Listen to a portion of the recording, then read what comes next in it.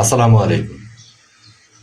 প্রায় সপ্তাহখানেক টানা বৃষ্টি হওয়ার কারণে এবং পাহাড়ি ঢলের কারণে বাংলাদেশের চট্টগ্রাম, সিলেট, রাঙামাটি, বান্দরবান এই সমস্ত নিম্ন অঞ্চলে যেমন ভূমিধস হয়েছে, তেমনটি পানি এতটাই বিপদসীমার উপর দিয়ে যাচ্ছে, বাংলাদেশের কিছু মানুষ এখানে পানিবন্দী হয়ে তাদের দুর্ভিক্ষ জীবনযাপন করছে। আসলে আমাদের সবার উচিত এই মুহূর্তে তাদের পাশে দাঁড়ানো, কারণ তারা আমাদের ভাই, তারা আমাদের বোন, তারা আমাদের হয়তো কোনো এক আত্মীয় স্বজন। তাদের এই বিপদের সময় আমাদের উচিত তাদের পাশে দাঁড়ানো। তেমনটি বাংলাদেশের বিভিন্ন কন্টেন্ট ক্রিয়েটররা যারা প্রচুর পরিমাণে টাকা পয়সা ইনকাম করে এবং যারা আমাদের বাংলাদেশ থেকে বিদেশে কাজের জন্য গিয়েছে, রেমিটেন্স যোদ্ধা যারা প্রবাসী, এই সমস্ত ভাইদের কিছু আর্থিক সহযোগিতা নিয়ে তারা অথবা তাদের নিজ নিজ অবস্থান থেকে টাকা পয়সা দিয়ে তারা এই বন্যার্তদের পাশে দাঁড়িয়েছে। কিন্তু আমার নিজের যদি অর্থ থাকতো তাহলে তাদের পাশে দাঁড়াতাম আমি নিজেও।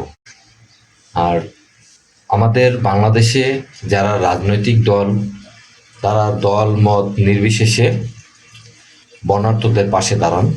যারা আমাদের বাংলাদেশের ধর্নাঢ্য ব্যক্তি আছেন তারা এই বন্যার্তদের পাশে দাঁড়ান।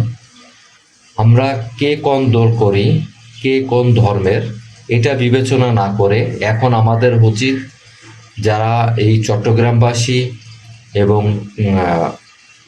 আশপাশের যে সমস্ত এলাকা তলিয়ে গেছে, যে সমস্ত মানুষ নির্মমভাবে রাত কাটাচ্ছে, যে সমস্ত মানুষ তাদের ঘরে থাকতে পারছে না, চাল উর্দি পর্যন্ত পানি উঠে গেছে, এই সমস্ত লোকের পাশে দাঁড়ান যতক্ষণ না পর্যন্ত এই এলাকা থেকে পানি না সরে যাচ্ছে। আসলে আমরা এই মুহূর্তে বাংলাদেশে উচিত সারা বাংলাদেশের যারা আমরা ভালো অবস্থানে আছি, 1 টাকা পারি, 2 টাকা পারি, 10 টাকা পারি, যে যা পারি তাদের পাশে দাঁড়ানো। আর তাদের পাশে দাঁড়ানো এটা আমাদের নৈতিক দায়িত্ব। এই জন্য আমার ভিডিওর মাধ্যমে আপনাদেরকে জানাতে চাই, আপনাদের যে যার কাছে আছে, যার মাধ্যমে হোক, যারা সঠিকভাবে দান করে এবং সঠিকভাবে এই সমস্ত জায়গা গিয়ে তাদের কাছে খাবার পৌঁছায় দিতে পারবে, আপনারা তাদের মাধ্যমে হলেও অল্প কিছু করে হলেও আপনারা যে যা পারেন, যেভাবে পারেন এই বর্ণাঢ্যদের পাশে দাঁড়ান, কারণ তাদের পাশে দাঁড়ানোর আমাদের একান্ত কর্তব্য। যাই হোক, দেশের এই পরিস্থিতিতে তাদের দুঃখ দুর্দশা দেখে আমরাও ভালো নেই। টানা বৃষ্টিতে আমরা চাই এখন আর বৃষ্টি না হোক, বৃষ্টি থেমে যাক।